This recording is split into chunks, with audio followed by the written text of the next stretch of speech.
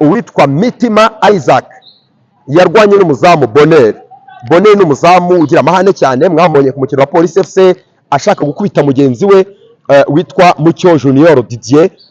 Rwose habuze gato ngo barwane, ndetse umukino wari inzurangira uwitwa Bonner arimo ararira kabisa, ubona ko atishimye. Bifatwa nka indiscipline, bamuhana umukino umwe arawusiba ariko aragaruka.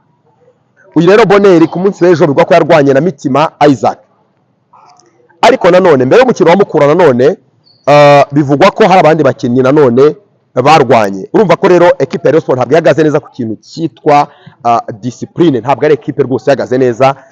Ni equipe irimo irakora ububetise cyane mu bakinnyi, discipline ntabwo iri hejuru cyane. Ntekereza ko hari akazi gakomeye umutoza Haringingo Francis Christian akeneye gukora kugira ngo iyi kipe isubire hamwe, isubire ku murongo.